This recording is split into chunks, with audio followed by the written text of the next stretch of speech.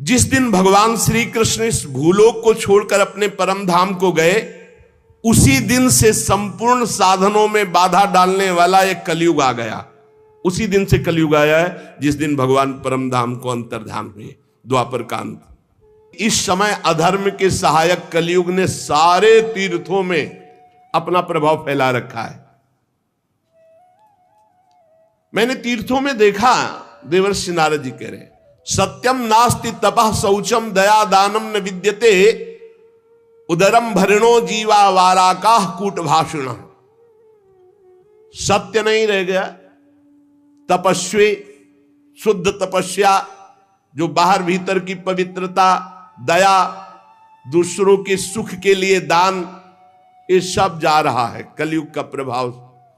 बेचारे जीव केवल कैसे पेट पालन हो, सब असत्यभाषी हो रहे हैं, असत्यभाषी।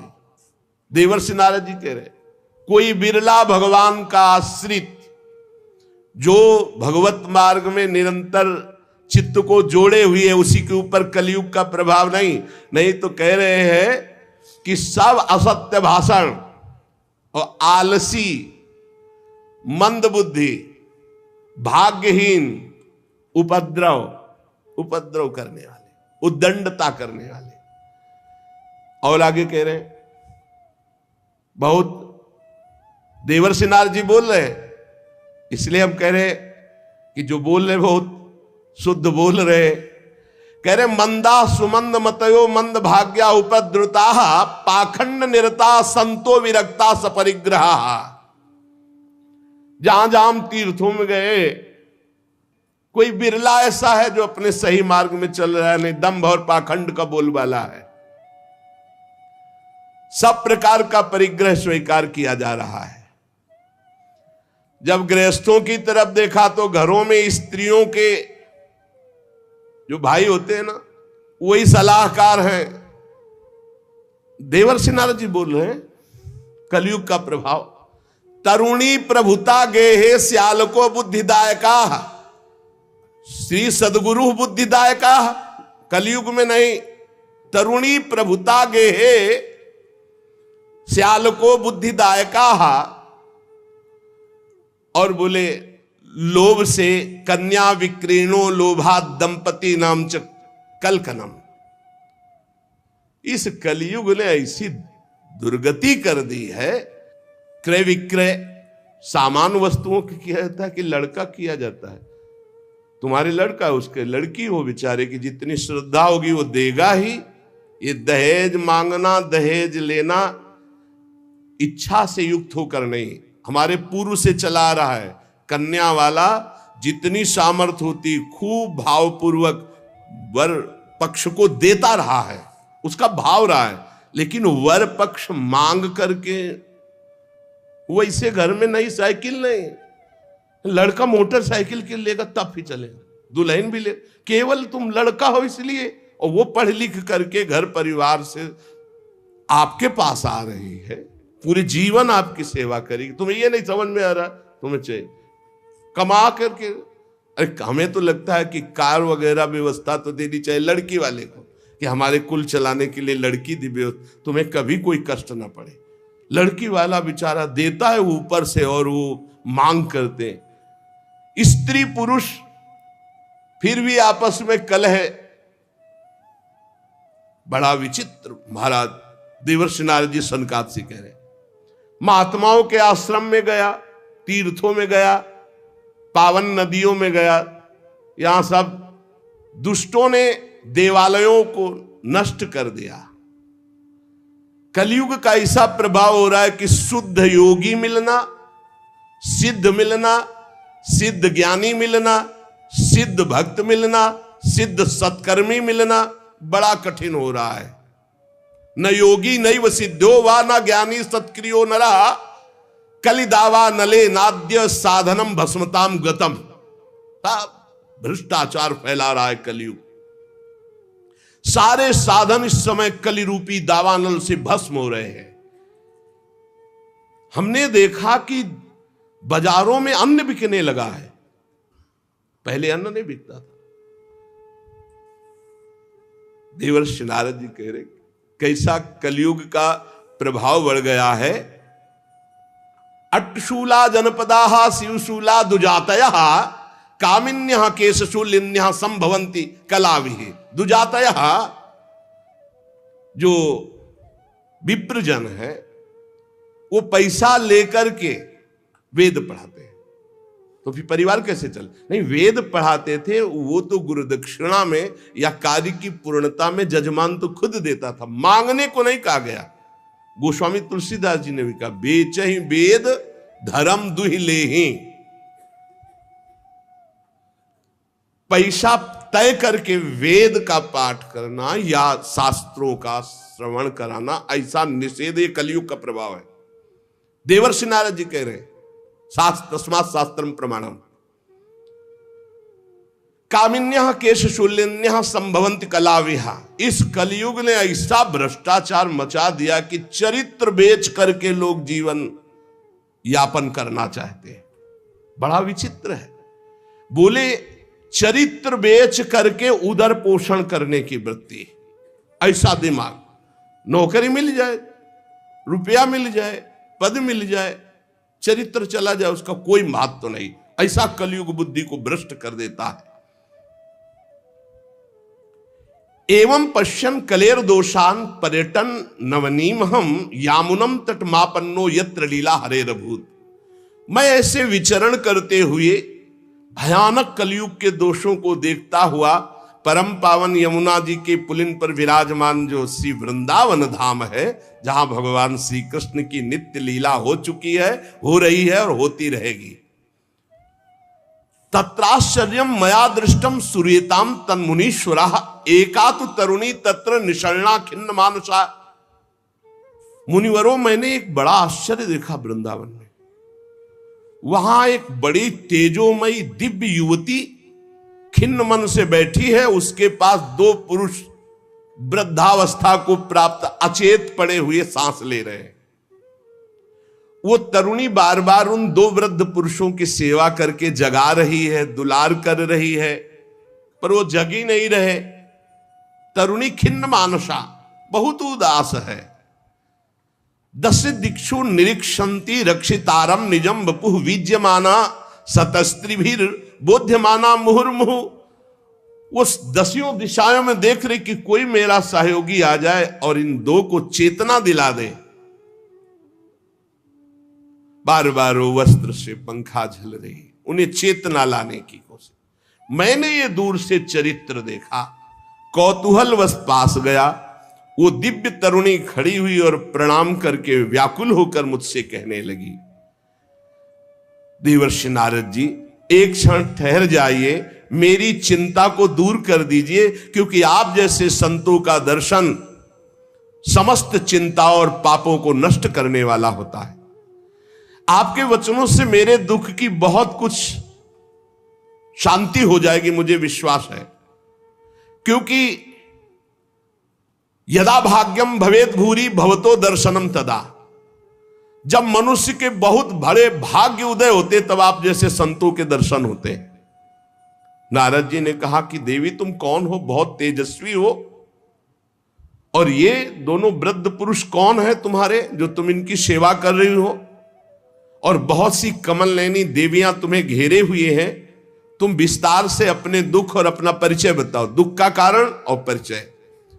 तो उस दिव्य युवती ने कहा, अहम भक्ति रीति ख्याता इमौ में तनयो मतौ ज्ञान वैराग्य नामानौ काल योगे न जर्जरौ गंगाद्या सरितश्चेमा मत सेवार्थम समागता। मेरा नाम भक्ति है, ये मेरे पुत्र हैं जो वृद्ध हो गए ज्ञान और वैराग्य। समय के प्रभाव से, कलयुग के प्रभाव से मेरे पुत्र वृद्ध हो गए ज्ञान और वैराग्य। ये जो मेरी सेवा में है, ये गंगादि दिव्य नदियां हैं।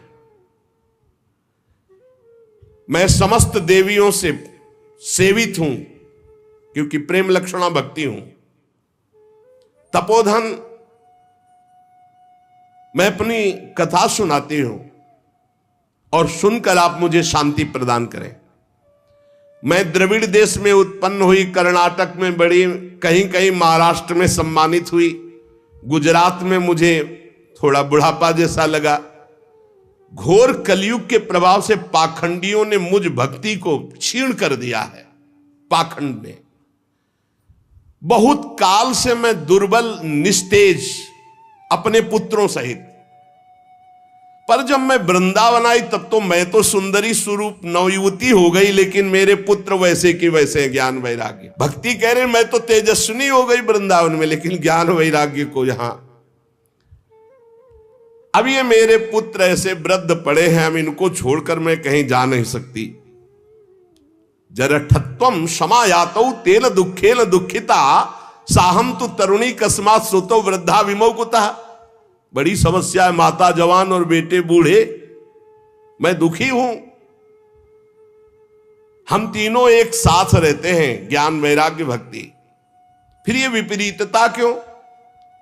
ऐसा होना चाहिए, पुत्र तरुण होना चाहिए, माता बूढ़ी होनी चाहिए। मैं तरुण हूं, मेरे पुत्र ज्ञान वैराग्य बूढ़े हैं। योग निधि आप इसका कारण बताइए। नारद जी ने कहा, साध्वी आपके बात करते करते मैंने ज्ञान दृष्टि से सब कुछ देख लिया, तुम्हें विषाद नहीं करना चाहिए। भगवान श्री हरि तुम्हारे अधीन है। प्रेम अधीन भगवान का नाम, प्रेमाधीन, भक्ताधीन मनः पूज्यो, भक्ति के अधीन है, तुम्हें विषाद शोभा नहीं देता। सूत जी कहते हैं, मुनिवर नारद जी ने एक क्षण में ही सब कारण जान लिया और नारद जी ने कहा, देवी सावधान होकर सुनो, ये दारुण कलयुग है। इसी से इस समय सदाचार, योग मार्ग, तपस्या और सब मार्ग, भगवत मार्ग जितने हैं, प्रायः ये गुप्त लुप्त होते जा रहे हैं। कलिकाल का ऐसा प्रभाव बढ़ता चला जा रहा है। हे देवी, जना अघासुरायन्ते साठ्य दुष्कर्म कारिण। सबका मन दुष्टता में ज्यादा लगता है। दुष्कर्म करना, पापाचरण करना, जो मन बुद्धि है, ये ज्यादातर पाप कर्म के कभी नहीं अघाते हैं। जहां देखो जो सही मार्ग से चलेगा उसे दुख, म्लान, निंदा, उपहास। बड़ा बुद्धिमान होगा जो सही मार्ग में धैर्य पूर्वक चल पावे, नहीं तो लोग ऐसा उसका उपहास करेंगे और ऐसा दृश्य देखने को कलयुग दिखाएगा कि पाप कर रहा है, मौत से रह रहा है, धर्म से चल रहा है, बड़ा दुखी हो रहा है। कलयुग का ऐसा प्रभाव बढ़ रहा है कि यहां शुद्ध ज्ञानी मिलना, शुद्ध भक्त मिलना, शुद्ध पंडित मिलना, पंडिता समदर्शिना, बड़ा कठिन हो रहा है। ऐसा नहीं कि नहीं है, पर बड़ा कठिन हो रहा है। पृथ्वी में इतना पाप बढ़ता जा रहा है कि भगवान शेष जी के लिए भार रूप हो रही है पृथ्वी। मैं तो आया था मृत्यु लोक में भक्तों का समागम प्राप्त करने, लेकिन इस समय छूने और देखने योग्य भी नहीं रह रही है। बड़ा अमंगल हो रहा है पृथ्वी में। इस संसार में वैराग्य और ज्ञान की किसी की जरूरत है नहीं, इसीलिए बूढ़े हो गए तुम्हारे पुत्र। विषयानुरागी, अंधे बने हुए, भोगों में लगे हुए, इसलिए वैराग्य की जरूरत नहीं। भोगों में सुख बुद्धि, इसलिए ज्ञान की जरूरत नहीं। तुम इसलिए जवान यहां हो गए कि वृंदावन है, यहां संयोग से सदैव तुम जवान रहोगी। कभी तुम्हें कोई भी अंग, 64 अंगों में भक्ति के कोई भी अंग यहां हीन नहीं, क्योंकि संपूर्ण अंगों से परिपूर्ण ये भगवान का धाम है ना। अतः वृंदावन से संयोगात पुनस्तम तरुणी नवा, धन्यम वृंदावनम तेन भक्ति नृत्यति यत्र च। धन्य है वृंदावन, जहां भक्ति सर्वांग पुष्ट होकर नृत्य कर रही।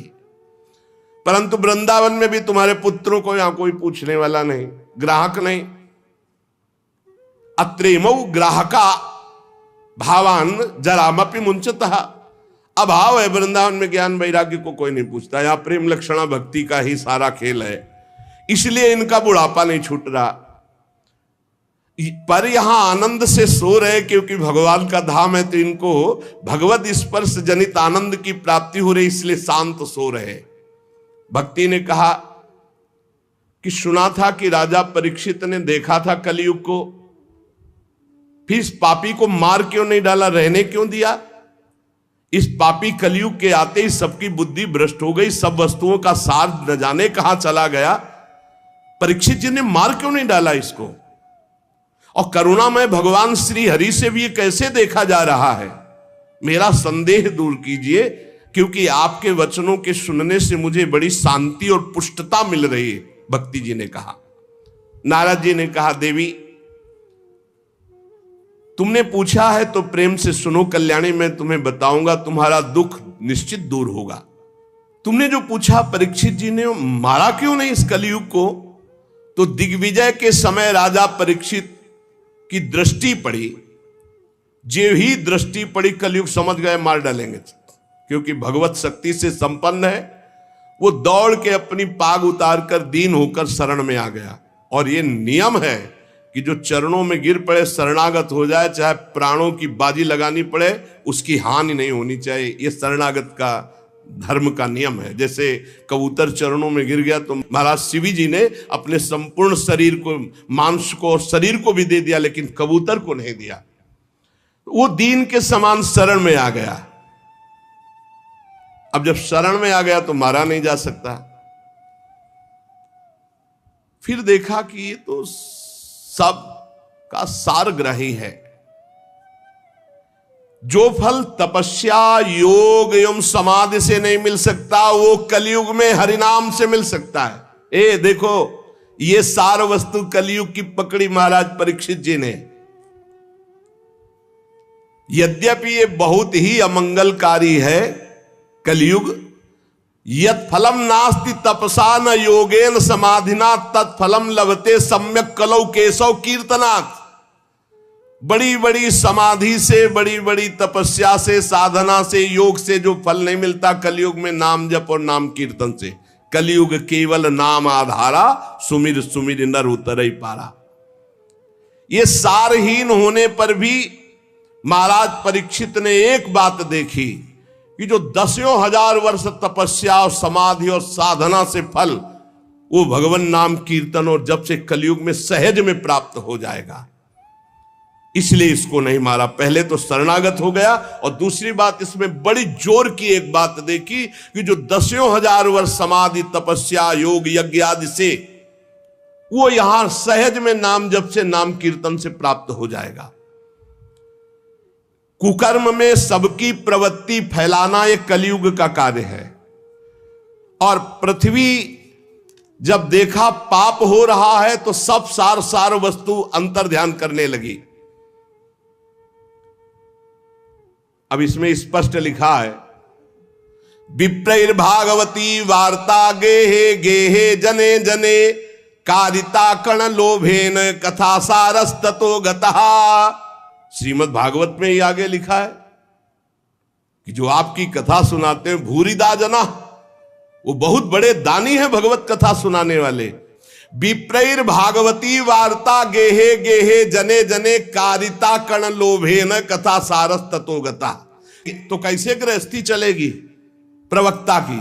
श्री कृष्ण से योगक्षेमम वहाम्यहम, भगवान चलाएंगे तो श्री कृष्ण देंगे। कैसे देंगे श्री कृष्ण? जैसे पूरी सृष्टि रची है, तुम्हारी सलाह से थोड़ी रची है, अपने आप अपनी सामर्थ्य से आपका भरण पोषण करेंगे। विप्रैर भागवती वार्ता गेहे गेहे जने जने कारिता कण लोभेन कथा सारस ततो गता। कण कण के लोभ से, अन्न के, वस्त्र के, धन के, रुपया के, मान प्रतिष्ठा के लोभ से कथा बेचने लगे तो कथा का सार चला गया। अत्युग्र भूरि कर्माणो नास्तिका रौरवाह जनाः तेपि तिष्ठन्ति तीर्थेषु तीर्थ सारस ततो गता। ये तीर्थों में घोर रौरव नरक जाने वाले कर्म करने वाले लोग आ गए, पापाचरण कर रहे, तीर्थों को अपवित्र कर दिया है। शराब पीते हैं, दुनिया का सब जितना पापाचरण सब आके यहां होटलों में नाना प्रकार के आचरणों को, ये धाम है, तीर्थ है। सच्ची मानिए आप, सच्ची मानिए। गंगा यमुना के पावन तटों पर नशा कर रहे हैं बैठ के, जहां भजन करना चाहिए वो नशा कर रहे हैं, जहां धाम में आकर रो रो कर प्रभु से क्षमा याचना मांगकर भजन करना चाहिए, मेरे पापों का प्रायश्चित हो जाए, वहां पाप कर रहे हैं। देवर्षि नारद जी कह रहे अत्युग्र भूरि कर्माणो, छोटे मोटे पाप नहीं, बड़े बड़े पाप कर रहे, अत्युग्र भूरि कर्माणो नास्तिका रौरवाह जना, ये सब रौरव नरक जाने वाले अधिकारी लोग, तेपि तिष्ठन्ति तीर्थेषु तीर्थम सारस ततो गता, ये तीर्थों में वास करने लगे तो तीर्थ का महत्व जाने लगा, तीर्थ का सार जाने लगा। काम क्रोध महालोभो तृष्णा व्याकुल चेतसा तेपि तिष्ठन्ति तपसी तपः सारस ततो गता, ये तपस्वी का भेष बनाने वाले, काम क्रोधी लोभ मोह तृष्णा व्याकुल चित्त वाले, ये तपस्या का नाटक करने लगे, इसलिए तपस्या का ढोंग करने से तपस्या का सार चला गया। तो लोभ दंभ और पाखंड का आश्रय लेने से ये संत भेष का महत्व जा रहा है। देवर्षि नारद जी और भक्ति का संवाद हो रहा है, शास्त्र अभ्यास केवल किया जा रहा है, भगवत प्राप्ति के लिए नहीं, विकारों पर विजय प्राप्त करने के लिए नहीं, भगवत ध्यान के लिए नहीं। पंडितास्तु कलत्रेण रमन्ते महिषायु पुत्रस्योत्पादने दक्षा अदक्षा मुक्ति साधने,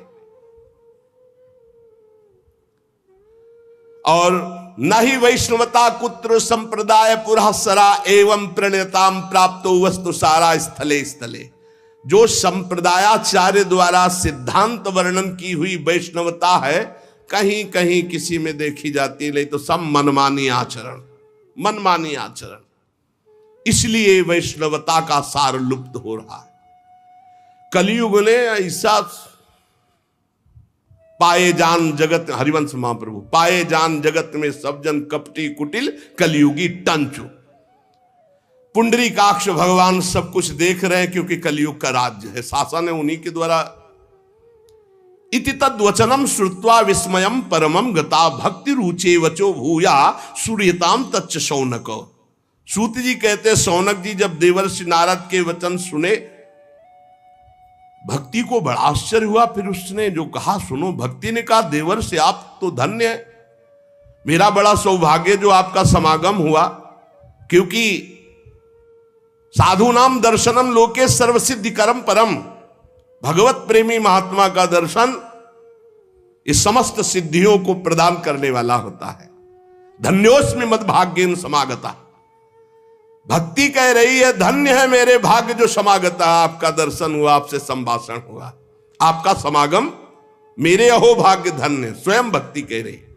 सुरर्षे त्वम ही धन्योस्मि मद भाग्येन समागता साधु नाम दर्शनम लोके सर्व सिद्धि कर्म परम। आपका केवल एक बार उपदेश धारण करके कयाधु कुमार प्रहलाद ने भक्ति की ध्वजा फहरा दी, माया पर विजय प्राप्त कर ली। आपका उपदेश प्राप्त करके ध्रुव पद को प्राप्त कर लिया। आप सर्व मंगल में साक्षात श्री ब्रह्मा जी के पुत्र हैं। हे देवर्षि नारद जी, मैं आपको नमस्कार करती हूं। नारद जी ने कहा कि भक्ति तुम खेद में अपने को मत डालो, चिंता तो मत हो, भगवान श्री कृष्ण के चरण कमलों का चिंतन करो, भगवान की कृपा से सारे दुखों का नाश हो जाता है। दुख नाश का उपाय क्या? भगवान का चिंतन करो। जब दुख आपको घेरने लगे तो और गाढ़ चिंतन करो, दुख से बच जाओगे, वो दुख आप पर प्रभाव नहीं डाल पाएगा। जिन्होंने कौरवों के अत्याचार से द्रौपदी की रक्षा की, गोप सुंदरियों को स्नात किया, वो श्री कृष्ण कहीं चले थोड़ी गए हैं। फिर तुम तो भक्ति हो, श्री कृष्ण को प्राणों से भी अधिक प्यारी हो, चाहे जैसा पापी पति नीच हो। अहो वत्सुपतो गरियान यद जिह्वागे वर्तते नाम तुभ्यम। सतयुग त्रेता द्वापर इन तीन युगों में ज्ञान वैराग्य और मुक्ति के साधन थे, किंतु कलयुग में तो केवल भक्ति ही ब्रह्म सायुज्य प्राप्त करा सकती, दूसरा कोई साधन नहीं। जैसे अभी कल परसों में श्री तुलसीदास जी जो वर्णन कर रहे थे कि तीर्थ याग यज्ञ व्रत आदि, अब नहीं समय रह गया इनके द्वारा भगवत प्राप्ति। ये सोचकर ही परमानंद चिन्ह मूर्ति ज्ञान स्वरूप श्री हरि ने अपने सत स्वरूप से तुम्हें रचा है। तुम साक्षात श्री कृष्ण की परम प्रिय हो, परम सुंदरी हो। एक बार जब तुमने हाथ जोड़कर पूछा था कि मैं क्या करूं, तब भगवान ने यही आज्ञा थी कि मेरे भक्तों का पोषण करो। तुमने भगवान की आज्ञा स्वीकार की। तुम पर भगवान बहुत प्रसन्न है। तुम्हारी सेवा करने से मुक्ति को तुम्हारी दासी के रूप में दिया है। भक्ति की दासी क्या है? मुक्ति। ज्ञान वैराग्य तुम्हें पुत्र रूप में दिए। वैसे तो तुम साक्षात भगवान के समीप रहती हो, पर कभी कभी भूतल पर अपने भक्तों का पोषण करने के लिए तुम भ्रमण करती हो। कहां समीप रहती? भगवान के धाम में। यहां नित्य शाश्वत प्रेम लक्षणा भक्ति विराजमान रहती है। तुम मुक्ति रूपी दासी ज्ञान वैराग्य रूपी पुत्र को लेकर पृथ्वी तल पर सतयुग से द्वापर पर्यंत बड़े आनंद से रहे, पर कलयुग में तुम्हारी दासी मुक्ति पाखंड रूप रोग से पीड़ित होकर क्षीण हो गई, इसलिए वो तो भगवान के पास चली गई। अब जब भगवान जिसको मुक्ति देंगे वही मुक्त हो सकता है। अब इस लोक में तुम्हारे पास बचे ज्ञान और वैराग्य, वो बूढ़े हो चुके हैं। ज्ञान वैराग्य काम नहीं कर रहा, पर वो तुम्हारे पास ही हैं। कलयुग के कारण तुम्हारे पुत्र उत्साहहीन वृद्ध हो गए हैं, पर चिंता मत करो, मैं संकल्प लेता हूं इनका नव जीवन, ज्ञान वैराग्य को मैं जागृत करूंगा। सुमुखी, कलयुग में बहुत बड़े दोष हैं, पर कलिना सदृशा कोपि युगो नास्ति वरानने तस्मिस् त्वाम स्थापिष्यामि गेहे गेहे जने जने। इसमें बड़ा भारी गुण है। भगवान के नाम कीर्तन से परम पद प्राप्त होता है। मैं घर घर में भक्ति का स्थापन करूंगा, तुम चिंता मत करो। देखो, अन्य सब धर्मों को दबाकर भक्ति विषयक महोत्सवों को यदि आगे ना रखूं, घर घर में तुम्हारा प्रचार न कर दूं, तो मैं भगवान श्री हरि का दास नहीं। तुम निश्चिंत हो जाओ। तदा ना हम हरेर दासो लोके त्वाम न प्रवर्ते। अगर भक्त ये कभी कह दे तो निश्चिंत हो जाना, तो वो करे न करे, उसका जो संबंध हुआ उससे हरि कर देंगे। अपनो परण विसार भगत को पूरो परण निभाओ। अगर कभी भक्त उत्साह में आकर कह दे कि जा तुम्हारा परम कल्याण निश्चित है, नहीं तो मैं भगवान का दास नहीं, परम कल्याण निश्चित है, तुम बेपरवाह हो जाओ, कौन हो, कहां के हो, कैसे हो, इससे मतलब नहीं। अपनो परण विसार भगत को पूरो परण। देवर्षि नारद जी ने कहा तदा ना हम हरेर दासो लोके त्वाम न प्रवर्तते। मैं भगवान का दास नहीं कहलाऊंगा अगर घर घर में तुम्हारी स्थापना न कर दे। इस कलयुग में जो जीव तुमसे युक्त होंगे, वो चाहे जितने बड़े पापी हों, वो भगवान श्री कृष्ण के अभय धाम को प्राप्त होंगे। जिसके हृदय में प्रेम लक्षणा भक्ति निवास करती है, उस पुरुष को यमराज कभी स्वप्न में भी नहीं देख सकते। जागृत की तो बात जाने दो, थोड़ी भी भक्ति जिसके हृदय में है, यमराज कभी नहीं देख सकते। देवर्षि नारद जी, जिनके हृदय में हे भक्ति महारानी आपका थोड़ा भी आदर है, उसे कभी प्रेत नहीं छू सकता। पक्की बात, ये विश्वास करो, ध्यान पूर्वक सुनो। एसाम चित्ते वासुदेव भक्ति, थोड़ी भी जो सर्वदा प्रेम रूपिणी नाते पश्यंत कीनासम स्वप्ने अमल मूर्त है। जो यमराज है वो स्वप्न में भी उसे नहीं देख सकते, जिसके हृदय में भगवान श्री हरि की भक्ति है, वसेत भक्ति, वासुदेव भक्ति। और बड़ी हिम्मत से ये बात पकड़ लो कि तुम्हें कभी कोई प्रेत छू नहीं सकता। न प्रेतो न पिशाचो वा राक्षसो वासुरोपि वा भक्तियुक्त मनस्का नाम स्पर्शेन न प्रभुर भवेत। स्पर्श नहीं कर सकता है, पक्की बात है। ये हमने देखा है, आगे पीछे चलते देखा है, थोड़ा भय प्रदान करते देखा है, लेकिन छुआ नहीं आज तक। गंगा के किनारे स्मशान में पूरी रात, अब क्या पता कि आगे क्या है, पर कभी शरीर को कोई चोट पहुंचाई हो या स्पर्श किया हो, आज तक कभी हिम्मत नहीं पड़ी। अपना कल्याण करने के लिए भक्तों का दर्शन, भक्तों से संभाषण हो, लेकिन अमंगल नहीं कर सकते। बैठा लो, गले में कंठी बंधी है, भगवान का नाम चल जपते हो, कभी कोई प्रेत तुम्हें छू नहीं सकता। डरना मत। प्रेत योनि होती है, ऐसा नहीं कि नहीं होती, 84 लाख योनियों में है। इसी में प्रसंग में आएगा आगे चल करके। ना प्रेतो ना पिशाचो वा राक्षसो वा असुरोपि वा, ना कोई राक्षस ना कोई असुर ना कोई पिशाच ना कोई प्रेत, जिसके हृदय में भगवान की भक्ति है, गले में कंठी है, नाम जप, ये कभी स्पर्श नहीं कर सकते। जिनके हृदय में भक्ति महारानी का थोड़ा भी निवास है, प्रेत पिशाच राक्षस दैत्य स्पर्श भी नहीं कर सकता। भगवान तपस्या वेदाध्ययन ज्ञान और कर्म आदि के साधन से वश में नहीं किए जा सकते, वो केवल भक्ति से ही वशीभूत होते। इसमें गोपीजन प्रमाण है। ना तपोभिर न वेदैश्च न ज्ञाने नापि कर्मणा हरिर ही साध्यते भक्त्या प्रमाणम तत्र गोपिका। ये जो भगवत चर्चा, धाम आना, सत्संग सुनना, नाम जप करना, भगवान की भक्ति में, बोले नृणाम जन्म सहस्त्रेण भक्तो प्रीतिर ही जायते, कलौ भक्तिर भक्त्या कृष्ण पुरा स्थिता। जब हजारों जन्मों के तपस्या और पुण्य एकत्रित होते हैं, तब भगवान के नाम रूप लीला धाम में भक्ति होती है।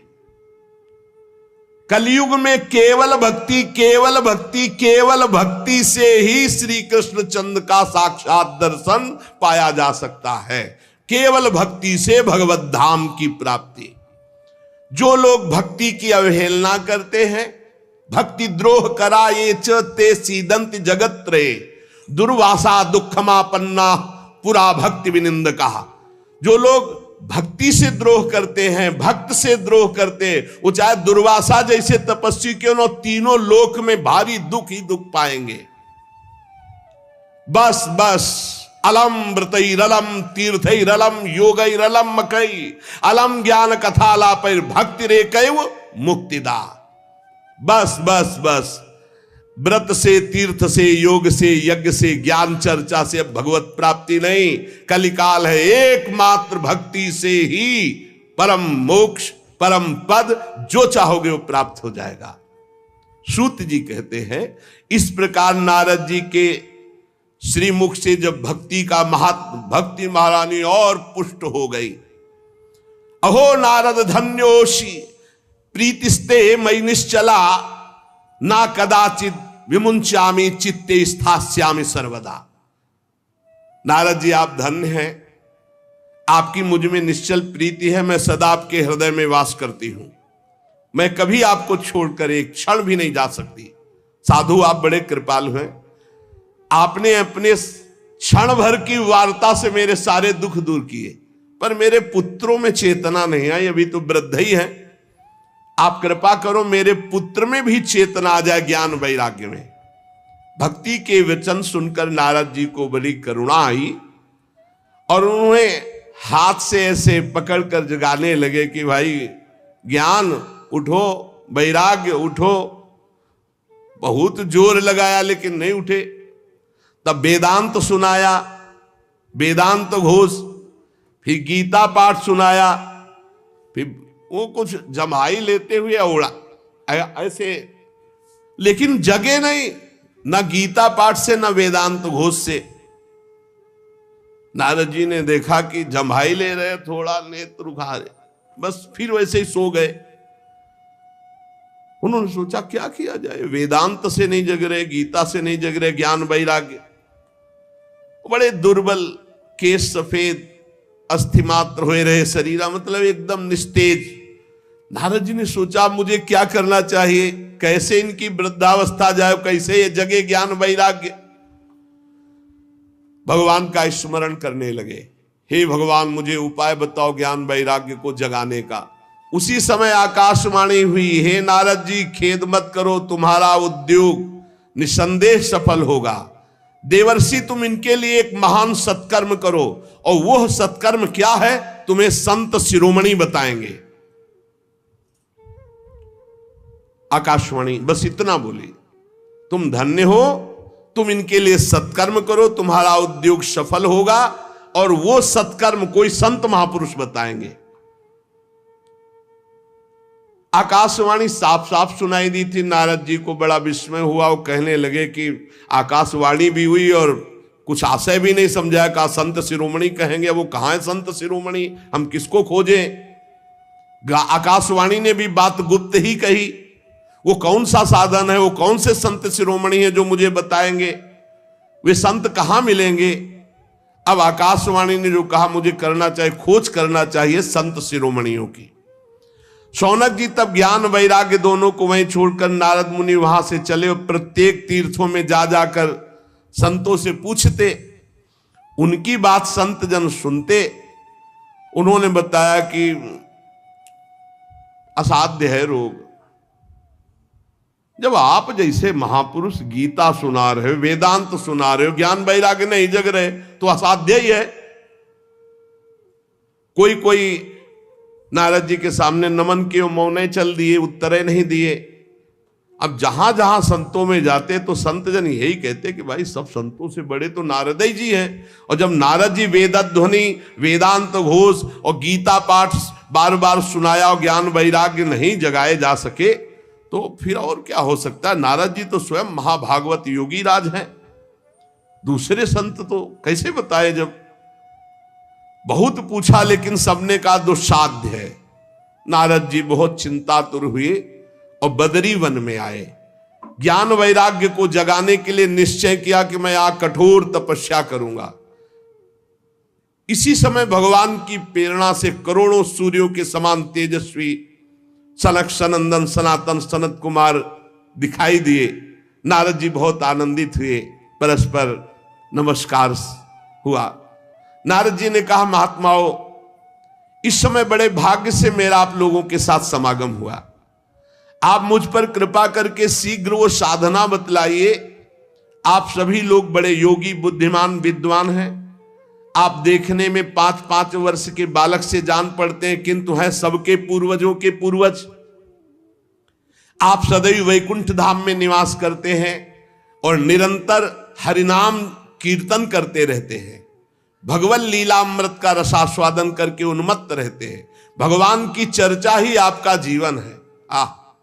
सदा वैकुंठ निलया हरि कीर्तन तत्पराः लीलामृत रसोन्मत्ता कथा मात्रैक जीवना।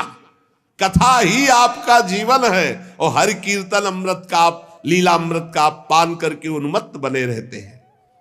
और हर समय हरि शरण में वही नित्यम मेषा मुखे वचः अतः काल समादिष्टा जरायुष्मान न बाधते। हर समय आपकी मुख से निकलता रहता है हरि शरणम हरि शरणम हरि शरणम। इस महामंत्र के कारण काल प्रेरित वृद्धावस्था आपको छू नहीं सकती। हरि शरणम, आपको कोई बाधा नहीं पहुंचा सकता। किसी भी लोक में आप कहीं भी जा सकते हैं। आपके भ्रूभंग मात्र टेढ़ी होने पर भगवान के द्वारपाल जय विजय तुरंत पृथ्वी लोक में गिर पड़े थे और आपकी ही कृपा से पुनः वैकुंठ लोक पहुंचे। धन्य हो गया मैं जो आज आपका दर्शन हुआ। मैं बहुत दीन हूं, आप लोग स्वभाव से दयालु हैं, इसलिए मुझ पर आपको अवश्य कृपा करनी चाहिए। बताइए, आकाशवाणी ने जो कहा वो कौन सा साधन है, मुझे क्या अनुष्ठान करना चाहिए, ज्ञान और वैराग्य किस प्रकार जागृत हो और भक्ति सुखी हो जाए, सब में भक्ति ज्ञान वैराग्य की प्रतिष्ठा हो, ऐसा कौन सा साधन है। सनक सनंदन सनातन सनत कुमार चारों ऋषियों में से बोले, देवर्षि आप चिंता मत करो, पहले तो प्रसन्न हो जाओ। उनके उद्धार का एक सरल उपाय पहले से विद्यमान है। नारद जी, धन्य है उसका जीवन जो परोपकारी जीवन है, दूसरे के लिए। आप विरक्तों में शिरोमणि हैं, श्री कृष्ण दासों के शाश्वत पथ प्रदर्शक हैं, भक्ति योग के भास्कर हैं। आप भक्ति के लिए जो उद्योग कर रहे हैं, आपके लिए कोई आश्चर्य की बात नहीं समझनी चाहिए। भगवान के भक्त के लिए तो भक्ति की सम्यक स्थापना करना सदा उचित है। ऋषियों ने संसार में अनेकों मार्ग प्रकट किए, किंतु सभी कष्ट साध्य है और परिणाम में बहुत ब्रह्मा द्वारा रचे हुए लोकों की ही प्राप्ति कराने वाले हैं। भगवान की प्राप्ति कराने वाला मार्ग तो बड़ा गुप्त है। उसका उपदेश करने वाला पुरुष भी बड़े भाग्य से प्राप्त होता है। आपको आकाशवाणी ने जिस सत्कर्म का संकेत किया है उसे हम बतलाते हैं। आप प्रसन्न और समाहित चित्त होकर सुनिए। नारद जी, द्रव्य यज्ञ, तपोयज्ञ, योग यज्ञ और स्वाध्याय रूपी ज्ञान यज्ञ, ये सब तो लोक लोकांतर की प्राप्ति कराने वाले हैं, महालोक, तपलोक, जनलोक, स्वर्गलोक आदि। लेकिन ये जो भगवत चर्चा रूपी महान सत्कर्म है, ये मोक्ष प्रदान करता है, प्रेम प्रदान करता है। भगवान की जो दिव्य चर्चाएं हैं, जिसे परमहंस श्री सुखदेव जी ने गान किया है, जब संपूर्ण भागवत की चर्चा ज्ञान और वैराग्य भक्ति को सुनाई जाए तो तत्काल इनको बल मिलेगा, इनका कष्ट चला जाएगा और ये आनंद से उन्मत्त होकर नृत्य करेंगे। सिंह की गर्जना सुनकर जैसे भेड़िए भाग जाते हैं, ऐसे भगवान की चर्चा सुनकर कलयुग के दोष नष्ट हो जाते हैं, कलयुग भयभीत होकर भाग जाता है। प्रेम रस प्रवाहित करने वाली भक्ति, ज्ञान और वैराग्य सबके हृदयों में जागृत हो जाएगी जो भगवान की चर्चा सुनेंगे। नारद जी ने कहा कि मैंने वेद वेदांत की ध्वनि की, गीता पाठ बार बार किया, फिर भी भक्ति, ज्ञान, वैराग्य तीनों नहीं जगे, तो महाराज श्रीमद् भागवत सुनाने से कैसे जग जाएंगे?